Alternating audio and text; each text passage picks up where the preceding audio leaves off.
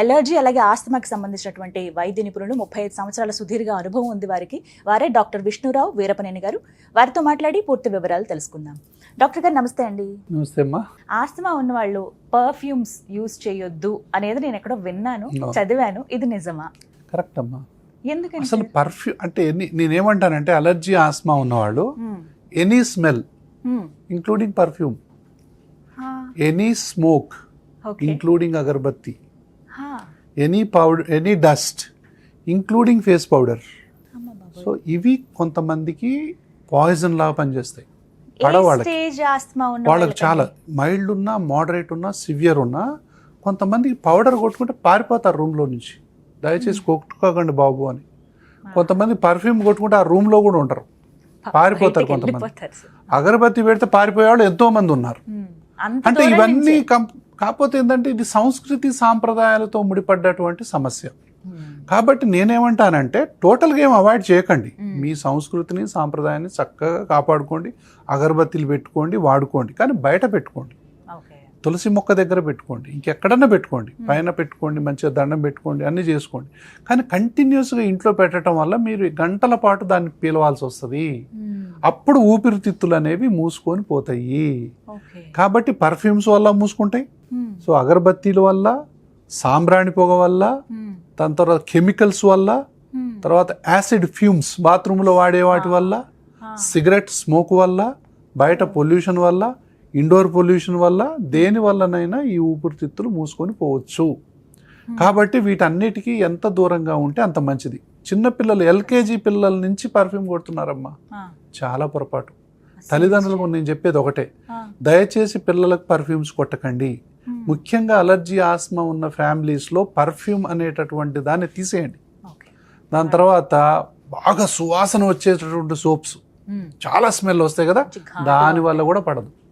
అంటే any smell చెప్పాను కదా, స్మెల్ ఉందంటే వాళ్ళకి పడదు, దూరంగా వెళ్ళిపోతారు. సో కాబట్టి ఇలాంటి కాస్మెటిక్స్ కానివ్వండి, ఏదైనా సరే ఆరోగ్యానికంటే ఎక్కువ కాదు. కాబట్టి ఎవరికైతే పడదో వాళ్ళు వాడొద్దు. ఎవరైతే నాకు ఇది పడట్లేదు అని నెత్తి నోరు కొట్టుకుంటారో వాళ్ళ మాట వినండి అని చెప్తాను నేను. ఫుడ్ విషయం ఖచ్చితంగా మాట్లాడాలి సార్. ఫుడ్ గురించి ఎన్ని క్వశ్చన్స్ వచ్చాయో, ఖచ్చితంగా ఆస్తమా ఉన్నవాళ్ళు లేకపోతే అలర్జీ ఉన్నవాళ్ళు ఈ ఫుడ్ ని అవాయిడ్ చేయాలి అంటూ ఏమైనా ఆహార పదార్థాలు ఉన్నాయా? అవేంటో తెలియచేయండి.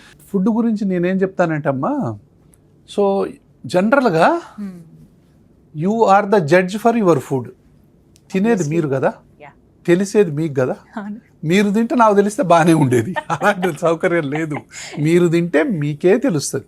కాబట్టి నేనేం చెప్తానంటే ఎవరు తింటే వాళ్ళకి వాళ్ళ బాడీ చెప్తుంది ఆల్రెడీ.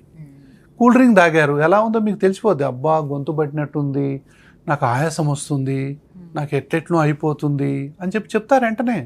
ఐస్ క్రీమ్ తినగానే నైట్ నిద్రపోరు కొంతమంది, కూల్ డ్రింక్ తాగితే నిద్రపోరు, బయట ఏదో గప్చిప్ తింటారు నిద్రపోరు, తర్వాత బయట ఏదో పిజ్జాలు బర్గర్లు అవి ఇవి తింటారు, వాళ్ళకు కూడా జంక్ ఫుడ్ తీసుకుంటారు, పడదు. కాబట్టి ఏది పడుతుంది ఏది పడదు అనేది ఎవరికి వాళ్ళే నిర్ణయించుకోవాల్సింది నెంబర్ 1. అతి చల్లటిగా ఉన్నాయి అవాయిడ్ చేయమని చెప్తాను నేను. చల్లటివి పుల్లటివి అవాయిడ్ చేయండి. కొంతమంది ఫుడ్ ద్వారా ఏ ఫుడ్ తిన్నా ఏం కాదంటారు, దాన్ని నేను ఒప్పుకోను. ఎందుకంటే మనం ఎవరో చెప్పడానికి, తిన్నవాళ్ళు చెప్పాలి. సో నాకు పలాని నిమ్మకాయ తింటే నాకు విపరీతమైన ఆస్మాని వస్తుంది అని పేషెంట్ చెప్పినప్పుడు రావడానికి వీలు లేదే, పుస్తకాలు అది లేదే అంటే కుదరదు. పేషెంట్ చెప్పింది మనం వినాలి. అంటే వాళ్ళు ఏదైతే పడలేదు అంటారు. కొంతమందికి చేపలు పడవు, కొంతమంది చికెన్ పడదు, మటన్ పడదు, కొంతమందికి ఎగ్ పడదు, కొంతమందికి మిల్క్ పడదు, కొంతమందికి సోయా ప్రోటీన్స్ పడవు, కొంతమందికి పల్సెస్ పడవు, పెసలు పడవు, కందులు పడవు, వేరుశనగలు పడవు, మంచి శనగలు పడవు. సో కొంతమందికి నువ్వులు పడవు. ఒక్క నువ్వు గింజ తింటే కూడా అలర్జీ వచ్చే వాళ్ళు ఉన్నారు. ఒక్క నువ్వు గింజ ఎంత ఉంటుంది చూడండి, ఇంత ఉంటుంది. అంటే చూసారా, బాడీ వద్దంటే వద్దే. అంటే కంట్లో నలుసులాగా, కంట్లో నలుసు పడితే ఎంత పెద్ద మనిషి అయినా ఇబ్బంది పడతాడుగా, అలాగే ఫుడ్ కూడా ఏది పడదు అనేది ఎవరికి వాళ్ళే తెలుసుకోవాలి. జనరల్గా మీకు ఏదైతే పడుతుందో అవన్నీ తినండి, హ్యాపీగా తినండి. మీకు పడంది మాత్రం మీరు తినకండి. ఎందుకంటే ఒకసారి నాకు ఇది పడట్లేదు అన్న తర్వాత, ఇప్పుడు కొంతమందికి ఏంటో తెలుసా, అరటిపండు తింటారు, సరే ఇదేందో నాకు తెలియదు సార్, ఇదే అరటిపండు ఒకసారి పడద్ది, ఇదే అరటిపండు పడదు. ఇవి కూడా ఒక ప్రాబ్లం విన్నారు కదా, ఎందుకు ఇప్పుడు అరటిపండ్లు ఒక రకం ఉండవు కదా, ఎన్నో రకాలు ఉంటాయి. నెంబర్ 1, ఈ పండటం అనే స్టేజ్లు ఉంటాయి కదా, కొంతమందికి పచ్చి పడకపోవచ్చు, కొంతమందికి పండుగ పడకపోవచ్చు, కొంతమందికి ఒక టెంపరేచర్ అంటే ఒక లాంటి రైపనింగ్ ఉన్నాయి పడవచ్చు. అంటే ఎన్ని వేరియేషన్స్. కొంతమందికి ఫ్రై పడదు కానీ బాయిల్ చేస్తే పడుతుంది. ఇప్పుడు పల్లీలు ఉన్నాయి, బాయిల్డ్ పల్లీ పడుతుంది సార్, ఫ్రైడ్ పడదు సార్. అంటే ఫ్రైడ్లో ప్రోటీన్ అదే డీనేచర్ అవ్వదు. సో ఇట్లా అంటే ఏదైతే ముఖ్యంగా నేనేం చెప్తానంటే బాయిల్డ్ తినండి, ఫ్రై ఐటమ్స్ అవాయిడ్ చేయాలి. సో అందులో ప్రోటీన్ అనేది డీనేచర్ అవ్వదు. బాయిల్డ్ చేస్తే ప్రోటీన్ అనేది మొత్తం డీనేచర్ అయిపోతుంది, అదే డిఫార్మిటీ అయిపోతుంది, ప్రోటీన్ స్ట్రక్చర్ అంతా డిస్టర్బ్ అయిపోద్ది, కాబట్టి పడతాయి అన్నమాట. సో కాబట్టి కొంతమందికి కొన్ని అస్సలు పడవు. సో పడని వాటి జోలి పోకండి. దట్ లీడ్స్ టు ఎనఫిలాక్సిస్ అంటాం. ఫుడ్ ఎలర్జీ అనేది చాలా పెద్ద సబ్జెక్టు. ఎనఫిలాక్సిస్, ఒక్క పల్లి తింటే హాస్పిటల్ అడ్మిట్ అయ్యే వాళ్ళు ఉన్నారు, ఒక్క పెసర గింజ తింటే ఎనఫిలాక్టిక్ షాక్లోకి వెళ్ళే వాళ్ళు ఉన్నారు, ఒక్క రొయ్య తింటే సివియర్ ఎనఫిలాక్టిక్ షాక్లోకి వెళ్తారు. అంటే బీపీ పడిపోద్ది, ఊపిరాడదు, ఒళ్ళంతా దద్దులు వచ్చేస్తాయి, అసలు అన్కాన్షియస్ అయిపోతారు. దాన్ని ఎనఫిలాక్టిక్ షాక్ అంటాం, దాన్ని ఫుడ్ ఎలర్జీ అంటాం.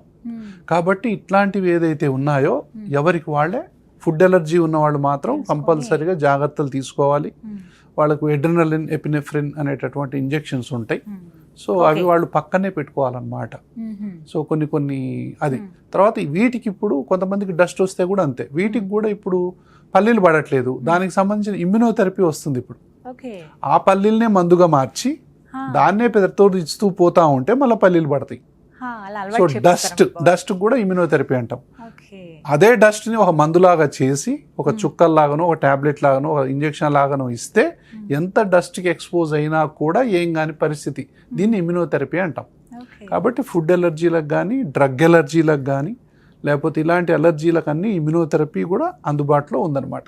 ఏదైతే పడదో దానికి దూరంగా ఉండటము అలర్జీ ఆస్తమాలో ఫస్ట్ స్టెప్. సో వీటన్నిటికీ కూడా శ్వాసల్లో ట్రీట్మెంట్స్ అన్నిటికి ఉన్నాయి ట్రీట్మెంట్స్.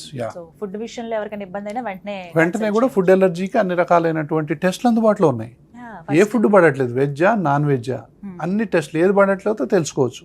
తెలుసుకున్న తర్వాత ఏంటి మనకు సుఖం అంటే దాన్ని అవాయిడ్ చేయొచ్చు, పడని దాన్ని.